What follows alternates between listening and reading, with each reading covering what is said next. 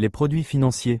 On parle ici d'un ensemble très vaste, qui commence par les produits d'épargne les plus simples, et qui s'étend jusqu'aux outils les plus modernes et complexes.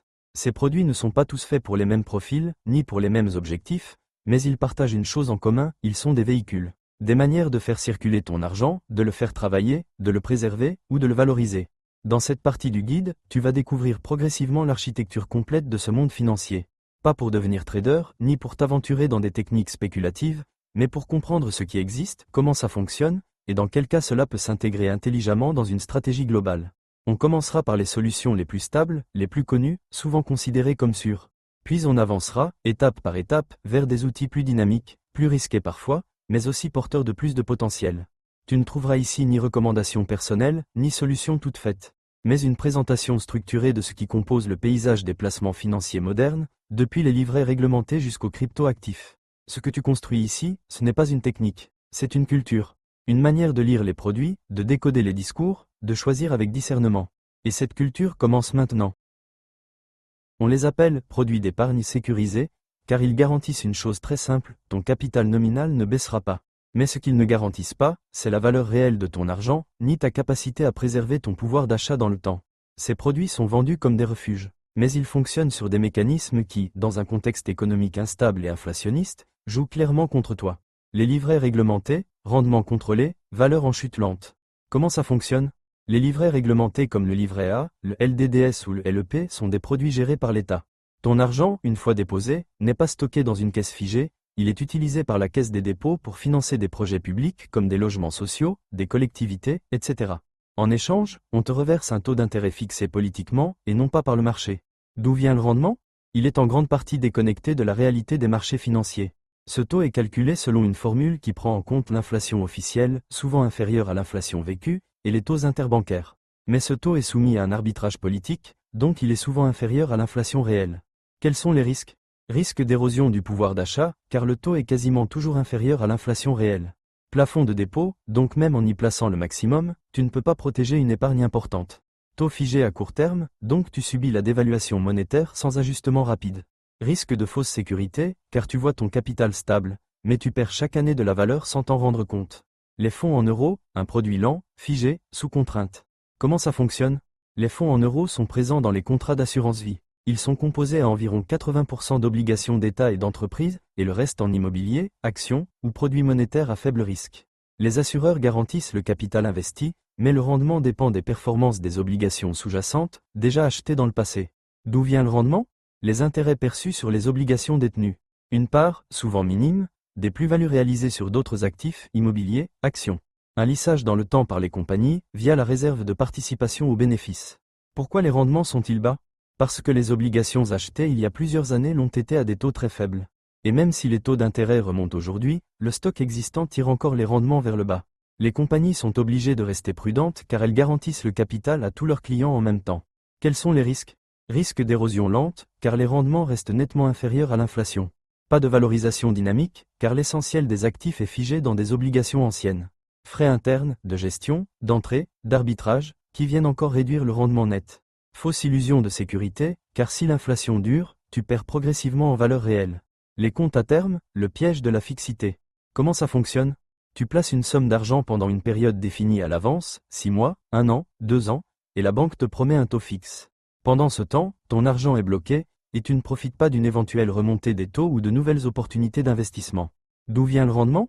La banque place ton argent sur des produits monétaires ou obligataires, et elle te reverse une fraction de ce qu'elle perçoit en gardant sa marge. Le taux qu'elle te propose est toujours inférieur à ce qu'elle gagne. Quels sont les risques? Blocage total de ton argent pendant toute la durée du contrat. Rendement garanti trop faible, donc perte de valeur réelle assurée. Pas de flexibilité, donc aucun ajustement possible face à une crise, une inflation inattendue ou une opportunité à saisir. Conclusion, des produits conçus pour te maintenir à flot, pas pour te faire avancer.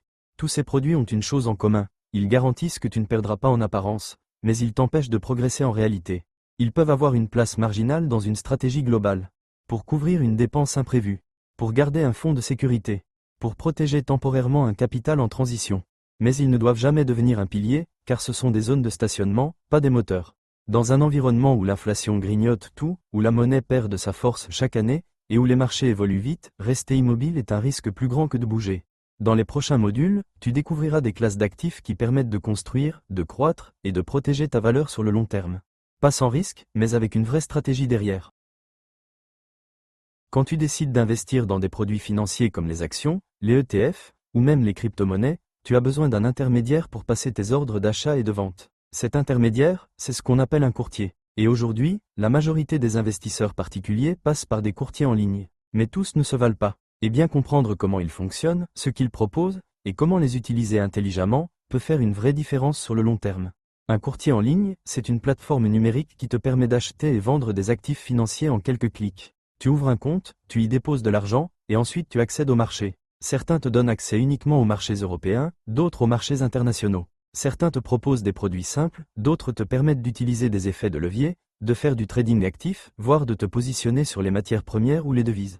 Mais avant de te lancer, tu dois savoir ce que tu veux faire, et surtout, quel type d'investisseur tu veux être. Si tu veux investir de manière passive dans des ETF sur le long terme, tu n'as pas besoin d'une plateforme ultra complexe. Il te faut un courtier simple, fiable, avec peu de frais, et une bonne lisibilité. Si, à l'inverse, tu veux faire du trading actif, spéculer sur des variations de cours, utiliser des outils d'analyse technique ou passer plusieurs ordres par semaine, alors tu auras besoin d'un courtier plus avancé, avec une interface puissante, des graphiques en temps réel et une exécution rapide.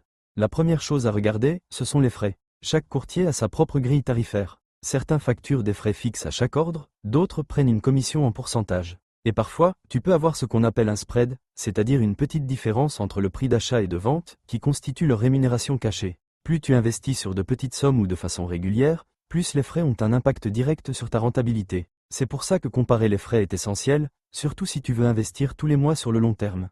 Ensuite, il y a la sécurité. Tous les courtiers sérieux sont régulés, soit par l'AMF, en France, soit par des autorités équivalentes en Europe. Tu dois toujours vérifier que le courtier est enregistré, qu'il propose une protection des dépôts, et qu'il fonctionne sous une licence sérieuse. Les meilleurs courtiers offrent aussi une authentification à 2 facteurs, des systèmes de chiffrement, et un historique de fiabilité. Tu n'as pas envie de confier ton argent à une plateforme douteuse ou mal sécurisée. Autre point important, l'ergonomie de la plateforme. Tu dois te sentir à l'aise avec l'interface. Est-ce que c'est fluide? Est-ce que tu comprends où aller? Est-ce que tu peux acheter et vendre sans risque d'erreur? Est-ce que tu peux planifier des ordres automatiques, créer une alerte, programmer des achats mensuels? Tout ça est fondamental, surtout si tu veux investir sereinement, sans être noyé dans des menus techniques.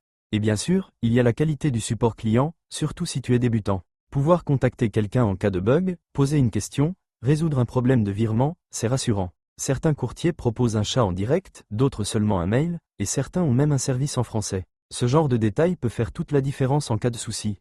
Parmi les courtiers en ligne les plus connus aujourd'hui, on retrouve par exemple Trade Republic, DeGiro, Boursorama, eToro, Interactive Broker ou encore Lynx. Chacun a ses spécificités. Trade Republic est souvent plébiscité pour les ETF en DCA automatique, avec très peu de frais. DeGiro est apprécié pour la diversité des marchés et ses faibles commissions. eToro propose une interface sociale et intuitive, mais plus orientée trading. Interactive Broker est très complet, mais plus technique. Boursorama, de son côté, offre une interface classique, mais intégrée à une banque.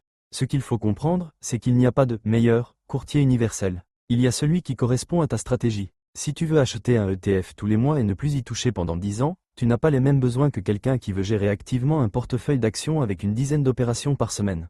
Enfin, il y a un point qu'on oublie souvent, c'est l'intégration fiscale. Certains courtiers, notamment les étrangers, ne proposent pas de formulaires automatiques pour la déclaration fiscale française. Ce qui veut dire que tu devras faire toi-même tes calculs de plus-value, de dividendes perçus, et les intégrer dans ta déclaration. D'autres, comme Boursorama ou Fortuneo, envoient directement les documents nécessaires pour les impôts, ce qui peut te faire gagner beaucoup de temps et t'éviter des erreurs. Alors choisis ton courtier avec soin. Prends le temps de comparer, de lire les avis, de tester les interfaces si besoin. Parce que c'est avec cette plateforme que tu vas gérer ton argent. Et plus tu es à l'aise avec ton outil, plus tu seras confiant dans tes décisions. Dans le prochain module, on abordera justement la question de la fiscalité liée aux investissements financiers, que ce soit les actions, les ETF ou les cryptoactifs. Parce que oui, faire fructifier son argent, c'est bien. Mais comprendre comment l'État le prélève, c'est encore mieux. Les actions. Posséder une entreprise, comprendre sa valeur, gérer le risque. Une action n'est pas une ligne abstraite sur un compte titre. C'est une part réelle de propriété dans une entreprise. Lorsque tu achètes une action, tu deviens copropriétaire d'une entreprise, à hauteur de la quantité d'actions que tu détiens. C'est cette notion de propriété qui fonde la puissance de l'investissement en actions, mais aussi sa complexité.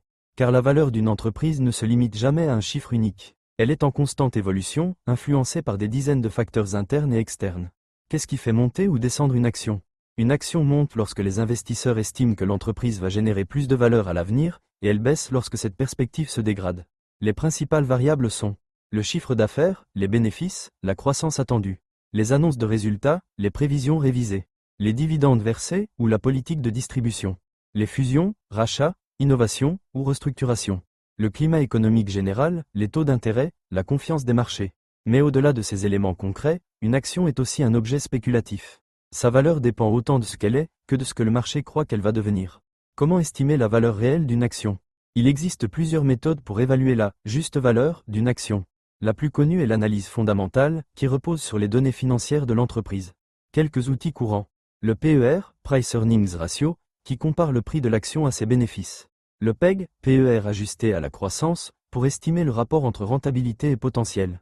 Le Price to Book, qui mesure la valorisation par rapport aux actifs nets. Le DCF, Discounted Cash Flow, qui consiste à actualiser les flux de trésorerie futurs attendus. Mais aucun modèle ne peut prédire l'avenir. L'analyse donne un cadre, pas une vérité. La volatilité, l'allié et l'ennemi. Les actions sont volatiles. Leur prix fluctue parfois violemment en fonction des événements économiques, politiques ou émotionnels du marché. Cette volatilité peut faire peur, mais elle est aussi ce qui rend l'investissement en actions intéressant sur le long terme, car elle permet de capter des hausses importantes.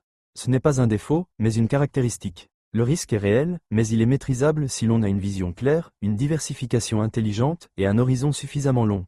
La place des actions dans un portefeuille. Les actions sont le moteur de croissance d'un portefeuille.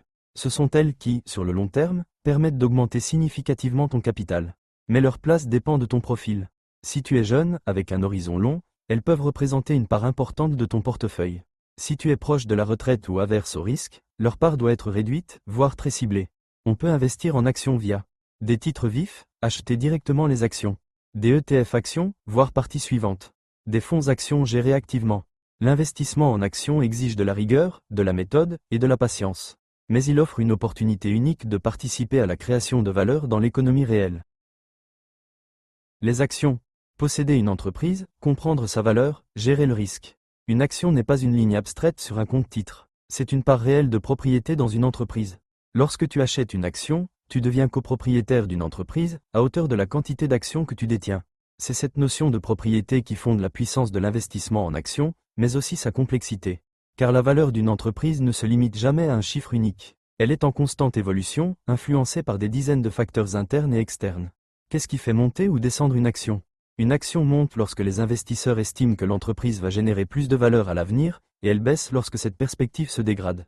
Les principales variables sont le chiffre d'affaires, les bénéfices, la croissance attendue, les annonces de résultats, les prévisions révisées, les dividendes versés ou la politique de distribution, les fusions, rachats, innovations ou restructurations, le climat économique général, les taux d'intérêt, la confiance des marchés. Mais au-delà de ces éléments concrets, une action est aussi un objet spéculatif. Sa valeur dépend autant de ce qu'elle est que de ce que le marché croit qu'elle va devenir. Comment estimer la valeur réelle d'une action? Il existe plusieurs méthodes pour évaluer la juste valeur d'une action.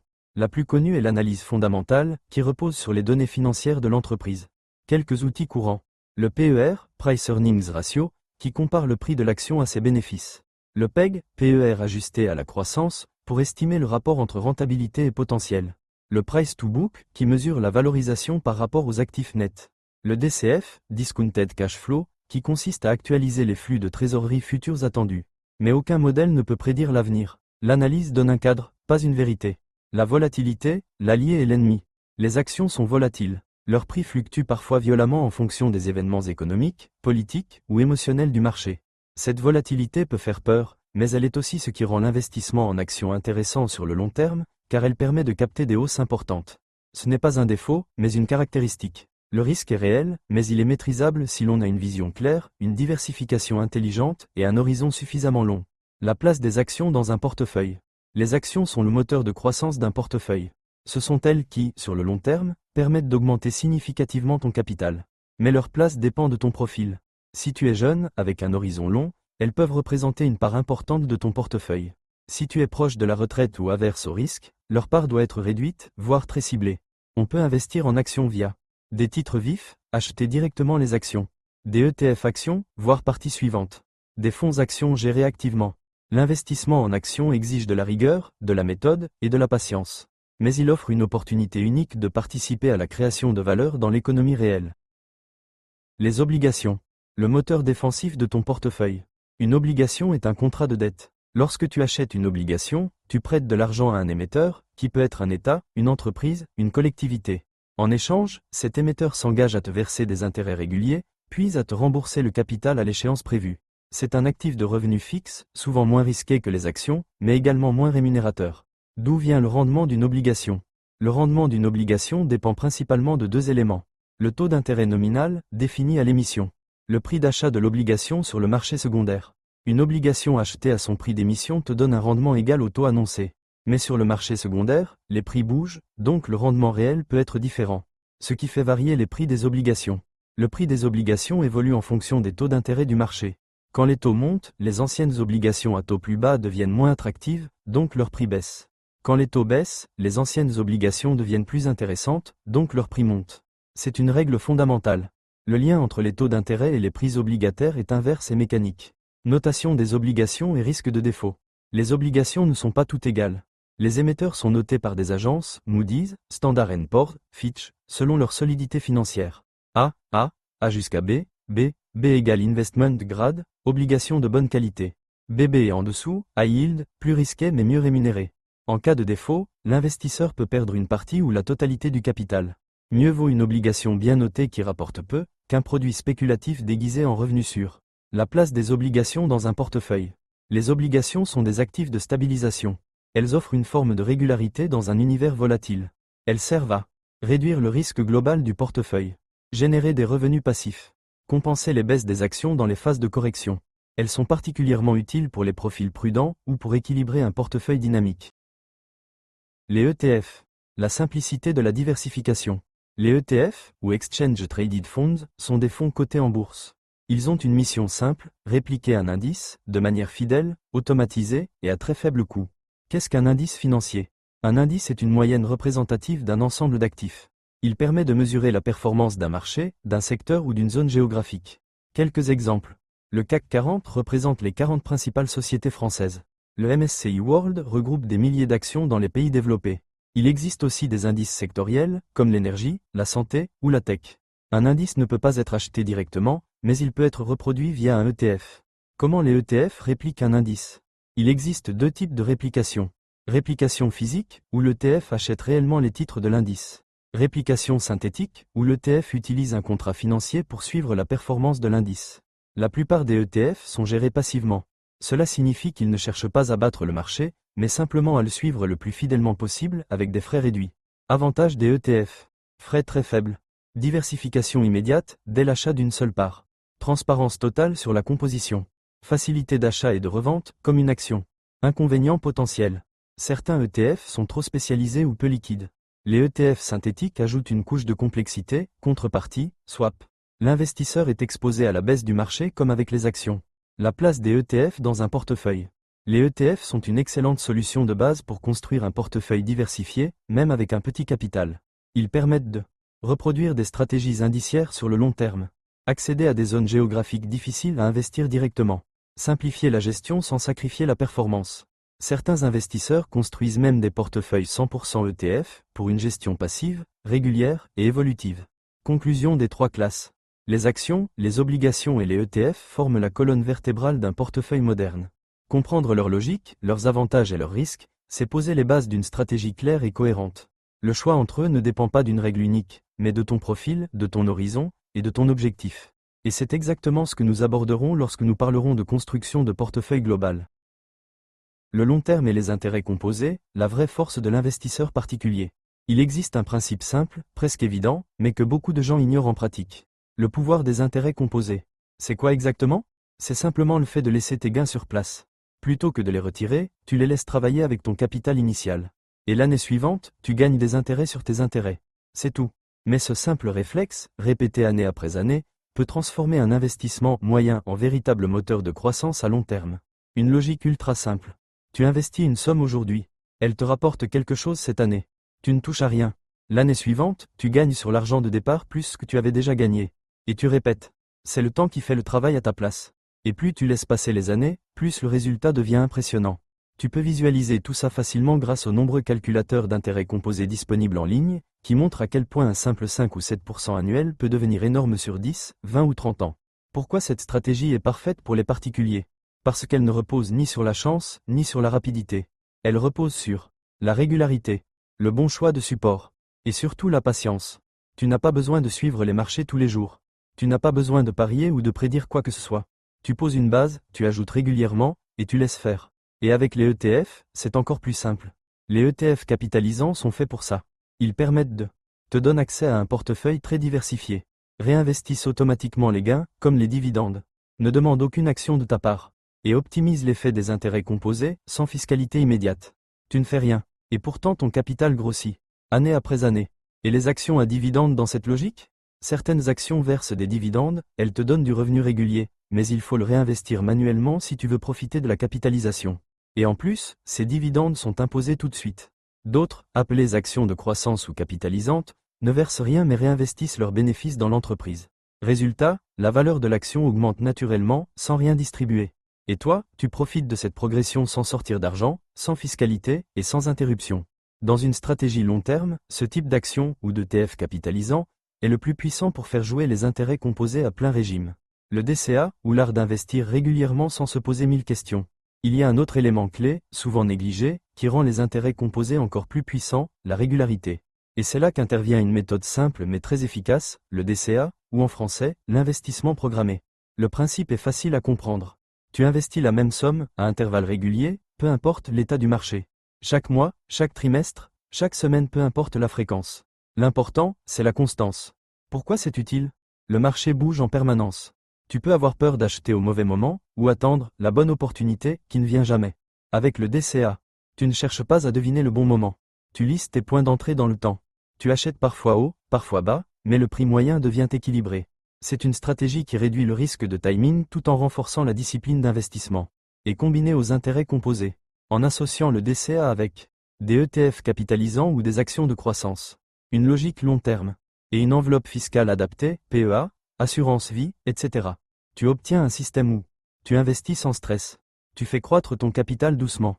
Tu laisses les intérêts composés faire leur travail sans interruption. Tu bâtis une structure solide, année après année. Et surtout, tu élimines le plus grand ennemi de l'investisseur particulier, l'émotion. En résumé, le DCA est l'allié naturel des intérêts composés. C'est une méthode simple, accessible à tous, et redoutablement efficace sur la durée. Tu ne cherches pas à être parfait. Tu cherches à être régulier. Et dans l'univers de l'investissement, c'est ça qui paye vraiment. Pas besoin de stratégie compliquée. Juste investir dans les bons supports. Ne pas retirer les gains. Répéter dans le temps. Et le résultat parlera de lui-même. Pas en quelques mois, mais en plusieurs années. Les matières premières valeurs refuge ou paris spéculatifs. Les matières premières, aussi appelées commodities, regroupent les ressources physiques échangées sur les marchés mondiaux. On y trouve des catégories très différentes, mais toutes essentielles à l'économie. Les métaux précieux, comme l'or, l'argent ou le platine. Les matières premières industrielles, comme le cuivre, le nickel ou le lithium. Les matières premières agricoles, comme le blé, le cacao ou le soja. Les énergies fossiles, comme le pétrole, le gaz ou le charbon. Ces actifs ne génèrent pas de revenus. On ne touche pas de dividendes ou d'intérêts en les détenant. Leur intérêt est ailleurs, dans leur fonction économique ou monétaire, selon le contexte. Pourquoi investir dans les matières premières? Il existe deux grandes logiques. La couverture contre l'inflation ou les crises, notamment via les métaux précieux. La spéculation sur la hausse de prix, en lien avec les tensions géopolitiques, les pénuries ou la demande mondiale. Les matières premières sont sensibles à des variables très différentes des actions ou obligations. L'offre disponible, production, stock, géopolitique. La demande mondiale, croissance économique, technologies émergentes. Les conditions climatiques, dans le cas de l'agriculture. La stabilité monétaire, surtout pour l'or. Comment y accéder? Tu peux investir dans les matières premières via des ETF ou etc. adossés au prix spot ou à des contrats à terme. Des actions de sociétés minières, pétrolières ou agricoles. Des contrats à terme ou options, réservés aux investisseurs expérimentés. Des actifs physiques, lingots, pièces d'or, stockage. Chaque méthode a ses propres caractéristiques en matière de fiscalité, de liquidité, de frais et de stockage. Quels sont les risques? Volatilité extrême, parfois plus forte que sur les actions. Aucun rendement passif, donc aucune rentabilité intrinsèque si les prix stagnent. Effet de contango, dans les ETF basés sur des contrats à terme, qui peut éroder la performance. Fiscalité complexe, notamment sur les métaux physiques ou les plus-values de contrats dérivés. Quel rôle dans un portefeuille? Les matières premières peuvent jouer un rôle de couverture partielle contre l'inflation. Diversification par rapport aux actifs financiers classiques. Réserve de valeur, dans le cas de l'or et de l'argent. Mais elles ne doivent pas représenter une part trop importante du portefeuille. Ce sont des actifs sans rendement automatique, dont la valeur dépend de facteurs extérieurs souvent imprévisibles. Les devises. Entre arbitrage monétaire et spéculation globale. Le marché des devises est le plus grand marché financier au monde. Il fonctionne 24 heures sur 24, 5 jours sur 7, et traite chaque jour des milliers de milliards de dollars d'échanges. Mais contrairement à ce que l'on croit, ce marché n'est pas réservé aux banques centrales et aux grandes institutions. Il est aussi devenu un terrain d'opération pour les investisseurs particuliers, souvent via des plateformes de trading en ligne. Ce module t'explique comment fonctionne ce marché, quels sont ses enjeux économiques, et dans quel cas il peut s'intégrer à une stratégie d'investissement. Qu'est-ce que le marché des devises? Le marché des devises est l'endroit où s'échangent les monnaies du monde entier. Tu peux y échanger des euros contre des dollars, des yens contre des livres sterling, etc. Chaque échange repose sur un taux de change qui évolue en permanence en fonction des taux d'intérêt pratiqués par les banques centrales, des politiques monétaires, des données économiques, inflation, croissance, balance commerciale, du climat géopolitique mondial, de la confiance globale envers une monnaie. Le forex ne repose pas sur la création de valeur, mais sur l'arbitrage des variations entre monnaies. C'est un marché relatif. Comment investir sur les devises? Il existe plusieurs façons d'exposer son portefeuille aux devises. Échanger directement des devises sur un compte multidevises. Spéculer via des plateformes de trading forex, souvent avec effet de levier. Investir dans des obligations ou fonds en devises étrangères, sans couverture. Utiliser les devises comme couverture d'un portefeuille international. Certaines banques permettent également de détenir des comptes en devises, mais cela reste limité et souvent peu rémunérateur. Pourquoi certaines devises montent et d'autres baissent? Les devises sont influencées par plusieurs facteurs. Taux d'intérêt réel, plus ils sont élevés, plus une devise attire les capitaux. Stabilité politique, une monnaie sûre attire en période d'incertitude. État de l'économie, croissance, inflation, emploi. Intervention des banques centrales, assouplissement ou durcissement monétaire. Perception mondiale, confiance ou défiance des marchés. Une devise forte n'est pas toujours un signe de puissance économique. C'est parfois une conséquence de politiques restrictives ou une fuite vers la sécurité, comme avec le dollar en période de crise. Les risques du marché des devises.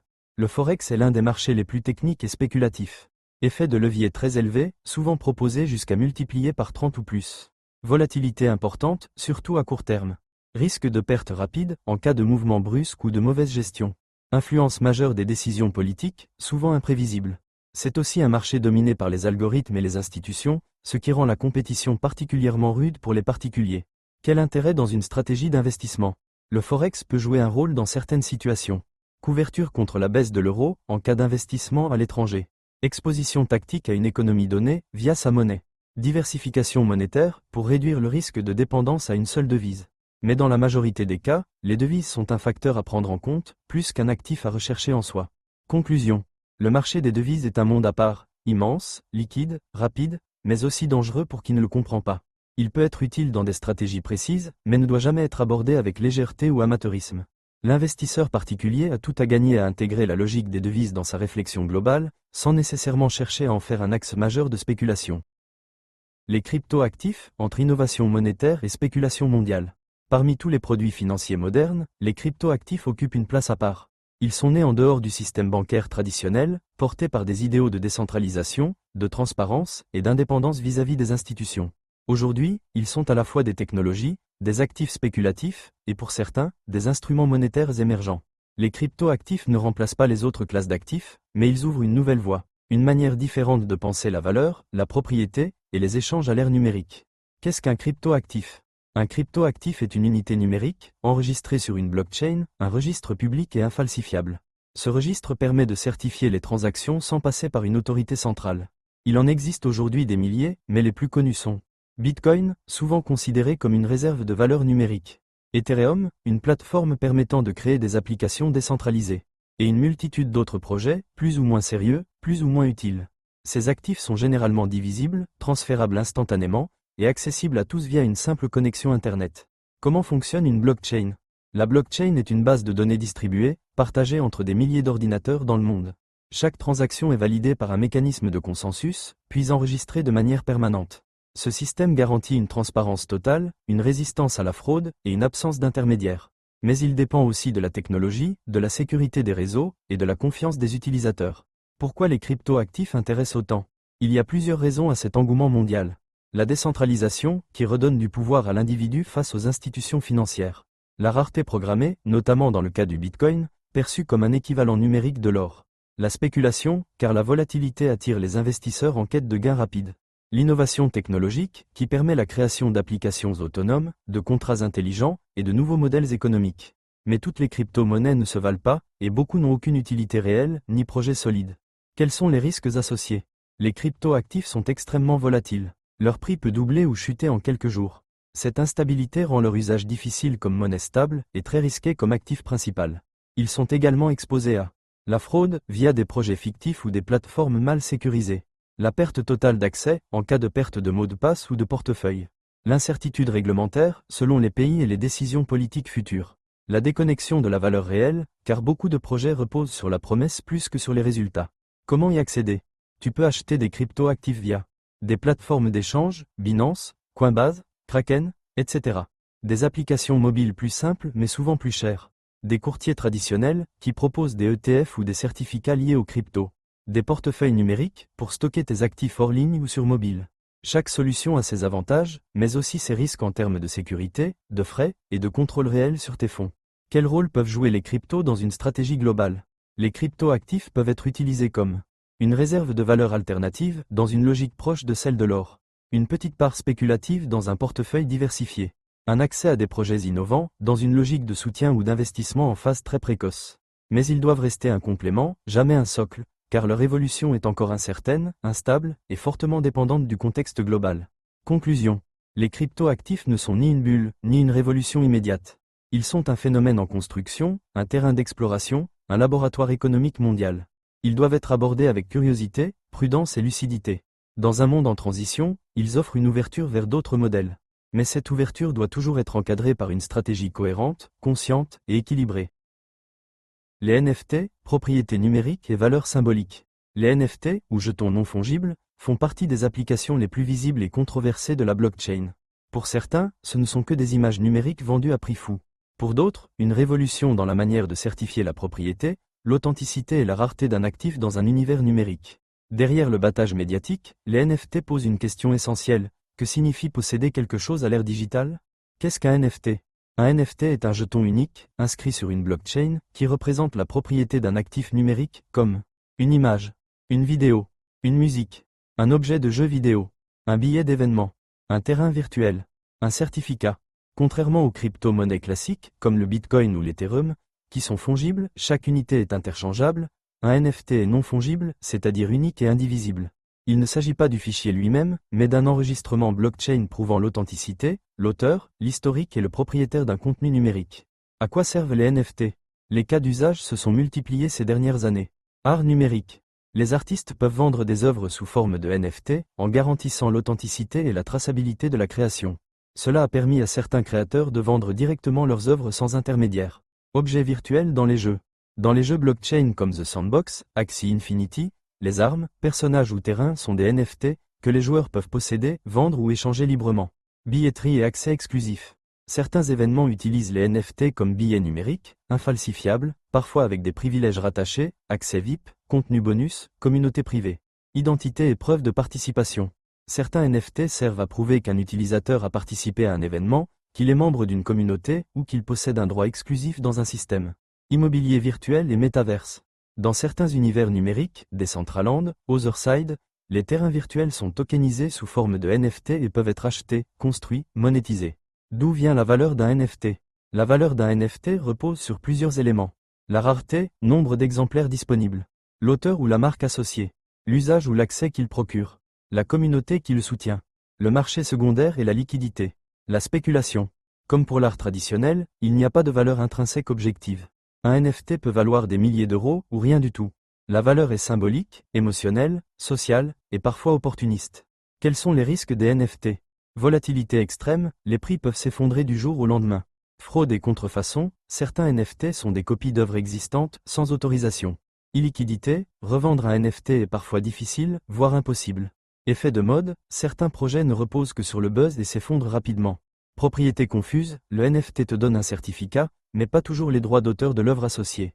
Où en est le marché des NFT en 2025? Après le boom spéculatif de 2021 et l'effondrement partiel de 2022-2023, le marché des NFT a entamé une phase de maturité. Les projets sans utilité ont disparu, et ceux qui restent cherchent à offrir de la valeur réelle. Accès exclusif à des services ou des événements.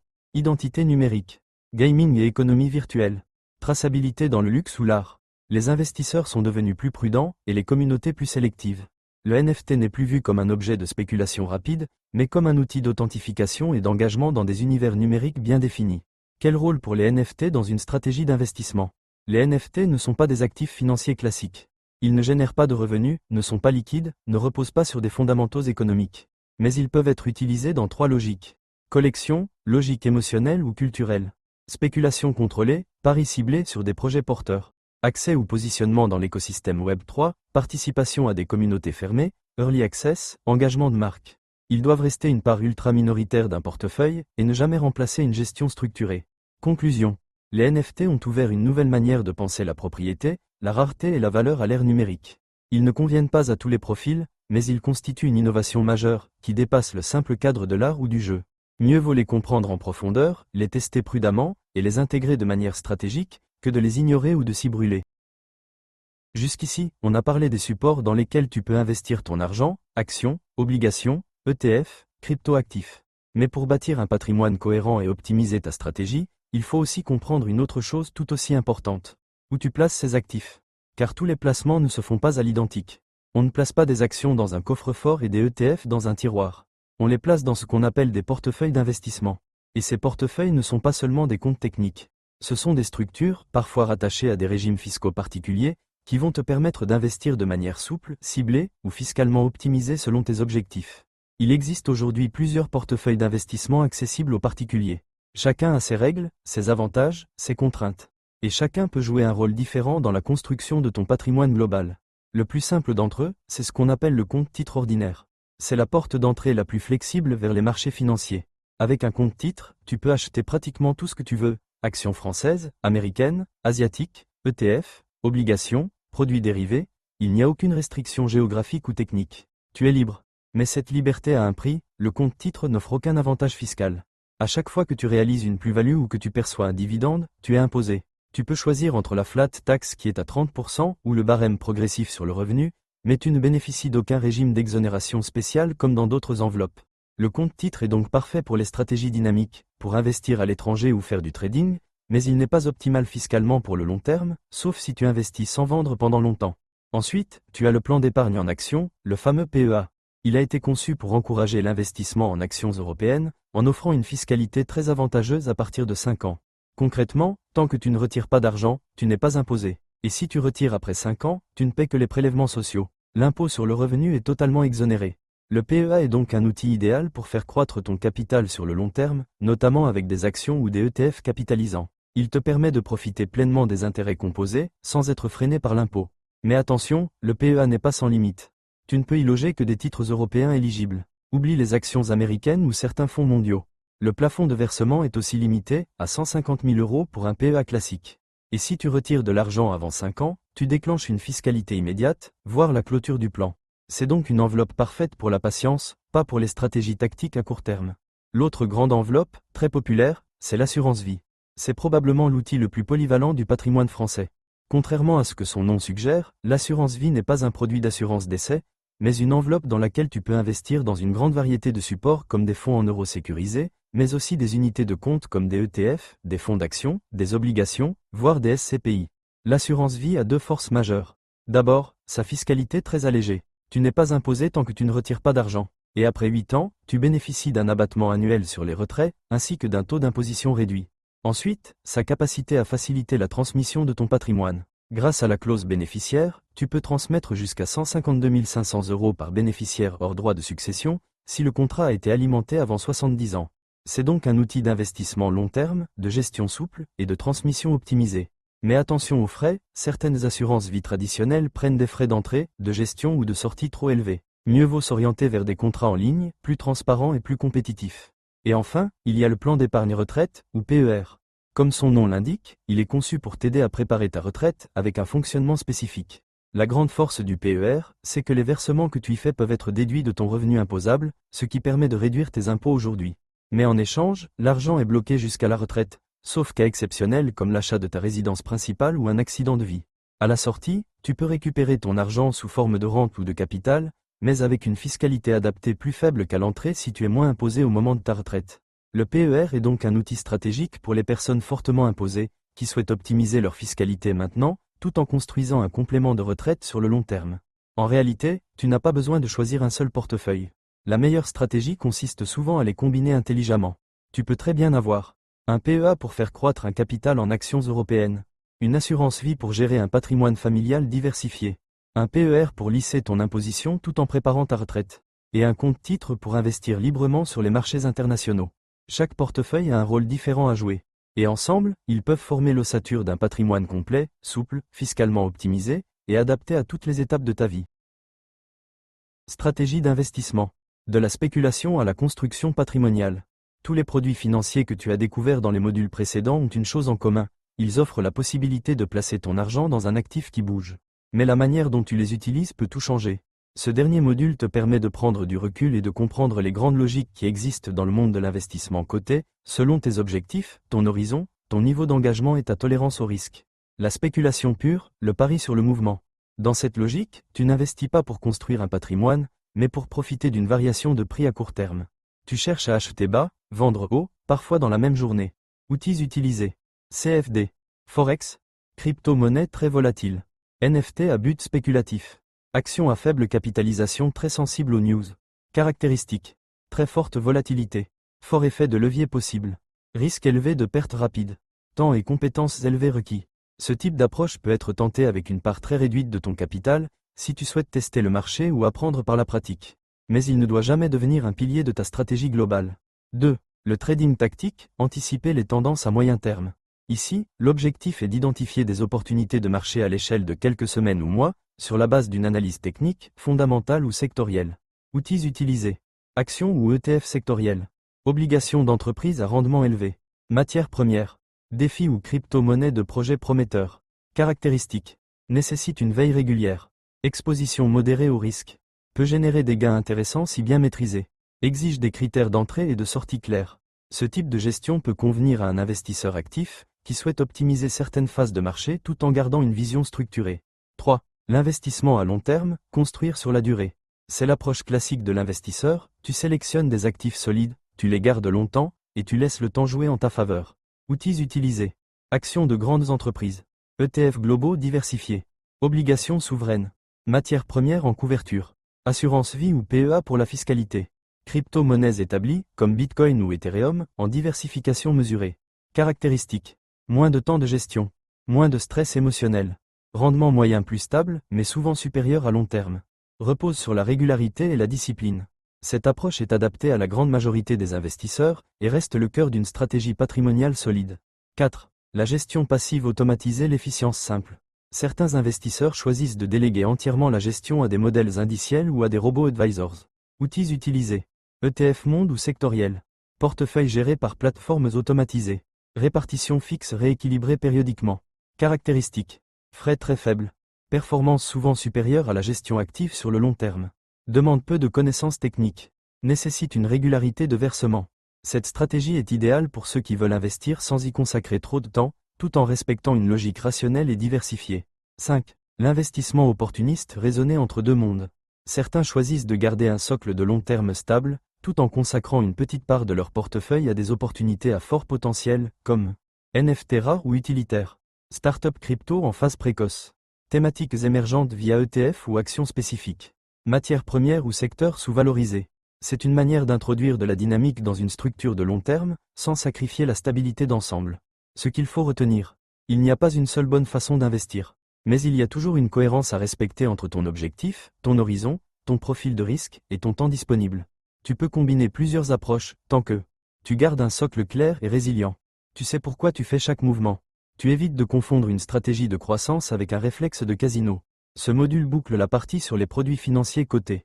Dans la suite, nous aborderons un tout autre univers, celui des investissements dans le privé, où les règles, les horizons et les accès sont différents mais tout aussi stratégiques.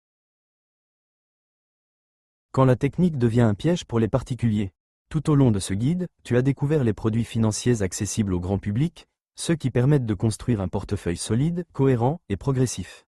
Mais certains produits techniques ou très spécifiques ne sont pas développés ici. Ce n'est pas un oubli, c'est une décision volontaire. Ce guide s'adresse aux particuliers, à ceux qui veulent comprendre et bâtir un patrimoine stable. Et dans cette logique, certains instruments n'ont pas leur place, ou ne peuvent y être présentés qu'avec des précautions très claires. Ce que j'ai volontairement écarté et que tu ne trouveras pas ici. Des stratégies d'options complexes. Des produits ultra spéculatifs comme les turbos, warrants ou certificats à effet de levier. Des arbitrages à haute fréquence. Ou des techniques de couverture réservées aux institutionnels. Ces outils ne sont pas inutiles en soi. Ils ont leur logique. Mais leur usage exige un haut niveau de technicité, un capital conséquent, et une rigueur absolue dans l'exécution. Leur mise à disposition sur des plateformes grand public ne les rend pas moins risqués. Elle les rend simplement plus dangereux pour ceux qui n'en maîtrisent ni le fonctionnement ni les enjeux. Ce que je propose à la place, c'est comprendre les bases, poser les bons repères, maîtriser les mécanismes, choisir des produits adaptés à ton profil et à ton horizon. Pas pour suivre la mode, mais pour construire, étape par étape, un socle patrimonial que tu comprends réellement. Pourquoi ce choix est essentiel? L'illusion de la facilité, portée par certaines applications ou influenceurs, fait aujourd'hui beaucoup de dégâts. Des particuliers investissent dans des produits qu'ils ne comprennent pas, perdent leur capital, et se détournent définitivement de l'investissement. Je préfère te donner moins d'outils, mais te permettre de vraiment les comprendre, plutôt que de t'exposer à des stratégies complexes sans filet. Car un bon investisseur, ce n'est pas celui qui tente tout. C'est celui qui sait ce qu'il fait, pourquoi il le fait, et ce qu'il attend de chaque choix. Ce guide ne vise pas l'exhaustivité théorique, mais la clarté pratique. Il ne cherche pas à tout couvrir, mais à protéger ce qui compte, ta capacité à investir en confiance sur des bases saines. Tu ne construis pas ton avenir sur un effet de levier. Tu le construis avec de la méthode, de la patience, et une stratégie que tu maîtrises.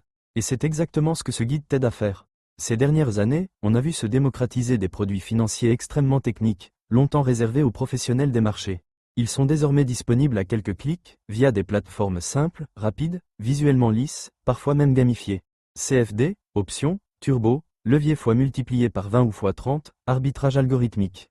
Autant de termes qui donnent l'impression de pouvoir gagner beaucoup, vite, avec une forme de contrôle. Mais derrière cette illusion de simplicité se cache souvent un piège sournois, celui de l'investissement sans fondation, déconnecté du réel et des objectifs de vie. Ce qui a changé, ce n'est pas les produits, c'est leur accessibilité.